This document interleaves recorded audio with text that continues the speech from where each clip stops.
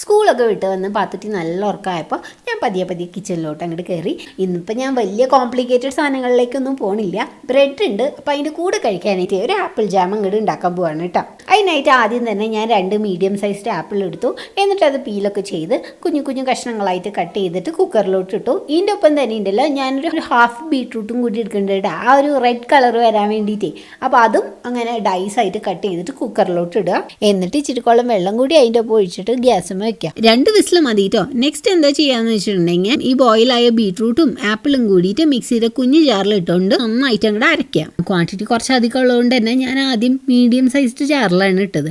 പിന്നെ അതിൻ്റെ മൂടി കിട്ടാണ്ടായപ്പോൾ ഏട്ടൻ പറഞ്ഞു എന്ന് വെച്ചാൽ കുഞ്ഞു ജാറിക്ക് ഫുള്ള് ട്രാൻസ്ഫർ ചെയ്തോളാൻ. അങ്ങനെ ചെയ്ത് സ്വിച്ച് അങ്ങോട്ട് ഓണാക്കി ബ്രും എന്നുള്ളൊരു ശബ്ദവും പ്യൂരിയിൽ ഹാഫ് എൻ്റെ മേത്തിക്കും അങ്ങോട്ട് തെറിച്ചു. വീണ്ടും ആദ്യം പുതിയ തുടങ്ങണം എന്നൊക്കെയാണ് ഞാൻ വിചാരിച്ചത്. പക്ഷെ എന്തോ ഒരു ഭാഗ്യത്തിന് മിക്സിയുടെ കുഞ്ഞു ജാറിൻ്റെ തട്ടിലുണ്ടല്ലോ കുറച്ച് പ്യൂരി ബാക്കി ഉണ്ടായിരുന്നു കേട്ടോ. അങ്ങനെ ഏപ്രണൊക്കെ മാറ്റി അവിടെയൊക്കെ ക്ലീൻ ആക്കിയിട്ട് ഞാൻ വീണ്ടും പാചകത്തിലേക്ക് കടന്നു.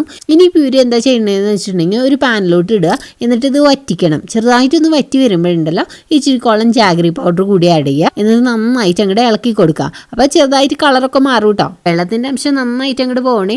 അത് കഴിഞ്ഞ് ഇറക്കാൻ നേരത്തുണ്ടല്ലോ ഇച്ചിരിക്കോളം ഉപ്പും കൂടി അങ്ങോട്ട് ഇട്ട് കൊടുക്കുക. എല്ലാം കൂടി ഒന്ന് ബാലൻസ് ആവാൻ വേണ്ടിയിട്ട്. ഈ പ്യൂരിക്ക് ഇച്ചിരി ഒരു കട്ടിപ്പൊക്കെ വന്നപ്പോൾ ഞാൻ ഗ്യാസ് ഓഫ് ആക്കി. എന്നിട്ട് വേറൊരു ബൗളിലേക്ക് ഇത് പകർത്തിയിട്ടാണ്. ഏതാണ്ട് ജാമിൻ്റെ കൺസിസ്റ്റൻസി ഒക്കെ വന്നിട്ടുണ്ട്. പകർത്തി കുറച്ച് കഴിഞ്ഞപ്പോൾ തന്നെ തണുത്ത് വിറങ്ങലിച്ചിരുന്നു കേട്ടോ ജാം.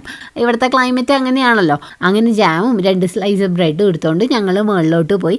ഒരു പ്രകൃതി രമണീയതയൊക്കെ ആസ്വദിച്ചുകൊണ്ട് എൻ്റെ ഈ പരീക്ഷിക്കാന്ന് കരുതിയിട്ടേ അടിപൊളി ടേസ്റ്റ് ആയിരുന്നു കേട്ടോ. കടയിൽ നിന്ന് വാങ്ങുന്ന ജാം മാറി നിൽക്കും. ശരിക്കും പറഞ്ഞിട്ടുണ്ടെങ്കിൽ എനിക്ക് വലിയ വിശ്വാസം ഉണ്ടായിരുന്നില്ല. എന്താണെന്ന് വെച്ചിട്ടുണ്ടെങ്കിൽ ജാഗറി പൗഡറൊക്കെ ആഡ് ചെയ്തുകൊണ്ടേ ആ ശർക്കരയുടെ ചെറിയ കുത്തൊക്കെ ഉണ്ടാവുമോ എന്നൊരു ഡൗട്ട് അടിച്ചിരുന്നു. പക്ഷെ അതൊന്നുമല്ല, നിങ്ങൾ മസ്റ്റായിട്ട് ട്രൈ ചെയ്യണം. ഞാനും ഏട്ടനും ആസ്വദിച്ച് അങ്ങോട്ട് കഴിച്ചു. ഇനിയിപ്പോൾ പാത്തുട്ടിയുടെ കാര്യം പറയാ വെച്ചിട്ടുണ്ടെങ്കിൽ അവൾക്ക് പണ്ടേ ജാം ഭയങ്കര അലർജി ആയിട്ടാ. ബ്രെഡിൽ ബട്ടർ ഒഴിച്ച് കഴിക്കും, ബ്രെഡ് തനിയെ കഴിക്കും. പക്ഷെ ജാം എന്ന് പറഞ്ഞ സാധനം ഇഷ്ടമല്ല കേട്ടോ. അവൾ കഴിക്കില്ല എന്ന് ഞങ്ങൾക്ക് ആദ്യമേ അറിയായിരുന്നു.